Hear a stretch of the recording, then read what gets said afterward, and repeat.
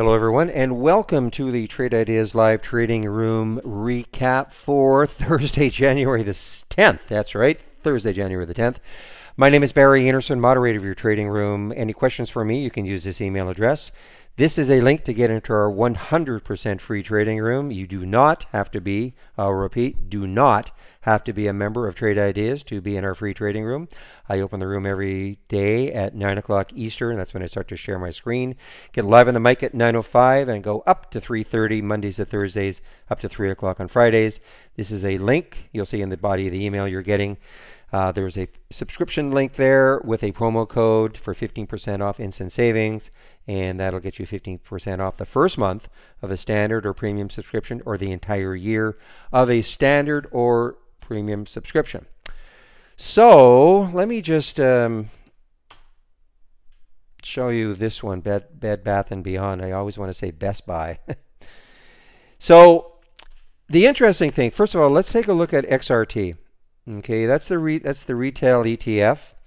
So look what it did. This is the gap down. Now take a look at Macy's in the pre-market. Look at Macy's. My goodness. So they guided poorly. This is not their official earnings release, but they've basically guided and said, sales weren't as good as we were expecting. And look what happened to Macy's. I mean, this was 31.36. It got all the way down, to 26. I mean, it's almost it was a $5 drop. And I was able to short this one here and got out around here. Okay, I don't want to talk about too much about that, but what happened with, and that was in the pre-market. Okay, so that kind of made my day a little bit. But I also took a look at Best Buy. Now, Best Buy actually released earnings after hours yesterday, and the initial reaction was very good. Let me just maybe expand this. So there's where Best Buy closed yesterday. So there's the reaction to earnings after hours. That's that mauve area right here. And you wake up this morning, and it's still not bad, And then, of course, Macy's hit. And so this started to drop, and I just thought, with you could look at virtually every retailer, Nordstrom's, Kohl's, look at them all. I mean, they were all just absolute target.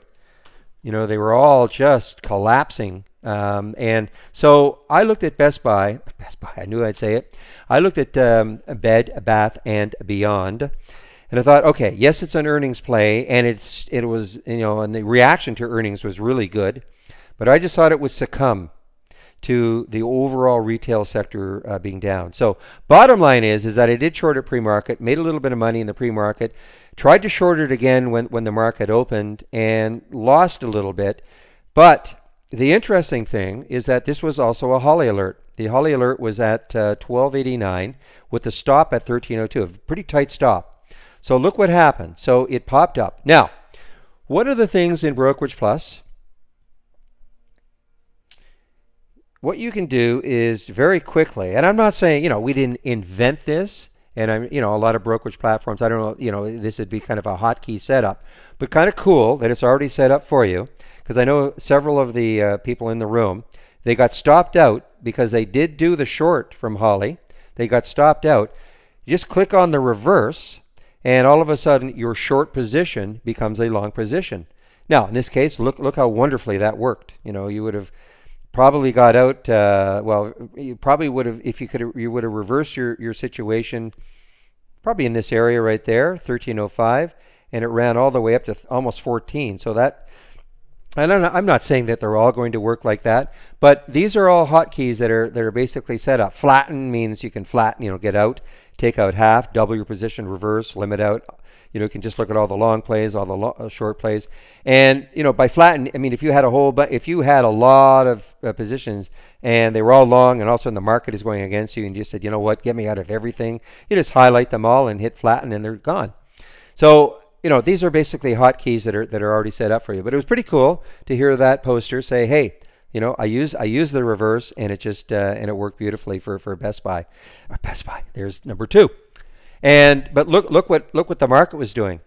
You see, so the market, this is the pre-market, and there's where, let me back this out. There's where the market closed yesterday. After hours, this is pre-market. I know I had that little pop up there, but after hours, this is where it was. It opened and it started to move down, and then look at this. It had a nice recovery for quite a while. Now we're putting in a nice big red candle now, but all this really helped, the retail sector, quite frankly. Most of those retail stocks just started to move with the rest of the market, and that's exactly what happened with Bed Bath & Beyond. So what else do I want to talk about? I really just wanted to talk about that because, there are all sorts of ways in which you can use that Brokerage Plus. It's I like, especially if you have it already. If you were a premium subscriber and you had it before November the 15th, that it's part of your package. You didn't have to pay for it. Yeah, now you have to pay $1,100 for it. It's a one-time fee. But I actually really like using it because I like the interface better than the Interactive Brokers interface. I mean, now again, I don't want to confuse you. You still need an Interactive Brokers account, but instead of my going to the order entry within Interactive Brokers, I'm using Brokerage Plus and to do all my order entering, and it just has a much better visual presentation for me.